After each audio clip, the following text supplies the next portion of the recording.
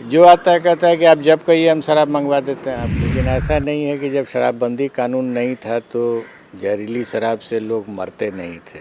तब हमको समझ में नहीं आती है बात कि जब ये कानून हो गया है तब तो और आसान है। हमको तो prevention of money laundering act में जाना पड़ रहा था। तो जब इसको हमने अप्रोच करना शुरू किया इस तरीके से, तो उनकी जितनी कमाई हो रही थी और जो प्रॉपर्टी उन्होंने बनाया था वो हम prevention of money laundering act के थ्रू आकर के एनफोर्समेंट डायरेक्टरेट से उनका कन्फिस्केट करा रहे थे। इसका इम्पैक्ट बहुत ज़बरदस्त पड़ा था। और ख़ास करके जो सबसे बड़ा मुद्दा इस वक्त बिहार में बना हुआ है, जहरीली शराब से मौतों को लेकर बना हुआ है। आप भी लगातार कई वर्षों से प्रतिनिधित्व कर चुके हैं, कई चीज़ों को आपने बड़े ज़मीनी स्तर से देखा है। तो आपको क्या लगता है कि बिहार में शराबबंदी सफल है? एक कैटेगोरिकल आंसर देना तो थोड़ा मुश्किल है, फॉर मेनी रीज़न्स। एक रीज़न तो ये है कि मुझे मीडिया छोड़ करके डायरेक्ट इंफॉर्मेशन नहीं है। दूसरा कि मैंने शराबबंदी कानून को ऑपरेट नहीं किया है। जब मैं रिटायर कर गया उसके बाद ये कानून आया ही। लेकिन ऐसा नहीं है कि जब शराबबंदी कानून नहीं था तो जहरीली शराब से लोग मरते नहीं थे। कुछ ट्रेजिडीज़ होती थी और वो उस समय भी उतनी ही संवेदनशील घटनाएं होती थी जितनी आज हैं। उस पर जब मैं डीजीपी था तो 3 बड़ी बड़ी हुज ट्रेजिडीज़ हुई थी 3 सालों में। इनफैक्ट तीनों ऑलमोस्ट एक ही साथ बैक टू बैक हो गई थी। हालांकि मेरे पूरा पीरियड 3 साल का था, बट ये तीनों हुज ट्रेजिडीज़ एक साथ हो गई थी। इफ़ आई रिमेंबर करेक्टली, एक आरा में हुई, एक गया में हुई और एक पटना सिटी में या मुजफ्फरपुर में हुई थी। तो मैंने इस पर बहुत विचार किया था। उस समय ये कानून भी नहीं था। जो कानून था वो एक्साइज एक्ट था। एक्साइज एक्ट अगर आप अभी भी पढ़िएगा तो वो टूथलेस एक्ट है, उसमें कुछ भी, हालांकि इस कानून में थोड़ा शक्तियाँ अधिक दी गई हैं। उस समय भी मैंने इस इलीगल ट्रेड इन लिकर को आर्थिक अपराध बनाया था।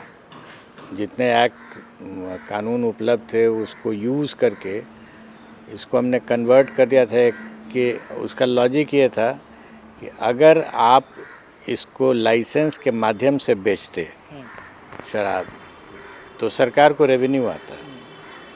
जिस रेवेन्यू से आपने सरकार को महरूम कर दिया है क्योंकि आपने उसको छिपा करके बेचा है, देयरफॉर आप सरकार का इतना लॉस करा दिए हैं।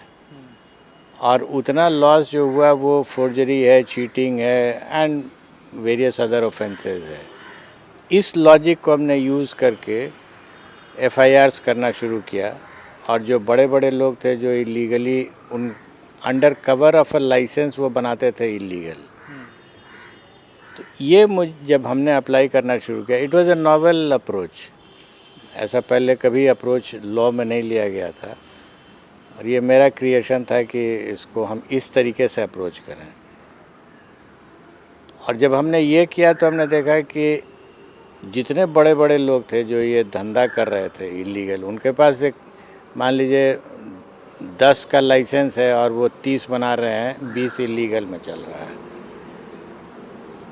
तो जब इसको हमने अप्रोच करना शुरू किया इस तरीके से, तो उनकी जितनी कमाई हो रही थी और जो प्रॉपर्टी उन्होंने बनाया था वो हम prevention of money laundering act के थ्रू आकर के एनफोर्समेंट डायरेक्टरेट से उनका कन्फिस्केट करा रहे थे। इसका इम्पैक्ट बहुत ज़बरदस्त पड़ा था। अब हमको समझ में नहीं आता है कि जब कानून ही बन गया इसमें, शायद उसी तरीके को देख करके सरकार ने ये कानून बनाया, तब हमको समझ में नहीं आती है बात कि जब ये कानून हो गया है तब तो और आसान है। हमको तो prevention of money laundering act में जाना पड़ रहा था। आपने इसी एक्ट में कानून बना ये प्रोविज़न कर लिया कि हम आपका घर बंद सीज़ कर लेंगे, आपका गाड़ी सीज़ कर लेंगे, और फिर भी आप नहीं सक्सीड कर रहे हैं। इतना आर्थिक, इसको आप, इन्होंने आर्थिक बनाया है इसको, और उसके बावजूद भी काम नहीं हो रहा है। There is something seriously wrong with the execution of the act. आप कह रहे हैं कि सफल नहीं है। चूँकि हमने समाज में देखा ना, ये सोशल मीडिया में देखा है कि हर आदमी बोल रहा है कि नहीं हो रहा है। जो आता है कहता है कि आप जब कहिए हम शराब मंगवा देते हैं आपको। तो इम्पैक्ट नहीं पड़ रहा है तब ना ये हालत है, और इसको डिनाई भी नहीं लोग कर पा रहे हैं, क्योंकि आए दिन वो फिर पकड़ा भी जाता है। तो फिर क्यों नहीं हो पा रहा है, ये बहुत सीरियस रिव्यू की ज़रूरत है कि कानून के इम्प्लीमेंटेशन में, जबकि कानून का वो वाला पार्ट जो है जो इसको आर्थिक बना करके इम्प्लीमेंट, उस समय वो ये कानून नहीं था। और तब भी मैंने देखा था कि मैंने जब कोशिश की इसको आर्थिक बना करके, वो सब्टरफ्यूज था, it was not a direct act. हमने उसको दूसरे तरीके से घुमा करके लगाया था, और prevention of money laundering act हमने यूज़ किया, ईडी को इस्तेमाल किया उसमें, जब मेरा डायरेक्ट पावर्स नहीं था। आज आपके पास डायरेक्ट पावर्स है तो आप क्यों नहीं कर पाते हैं? And its is a question which rankles me. ये परेशानी हमको भी होती है कि क्यों ये हो रहा है।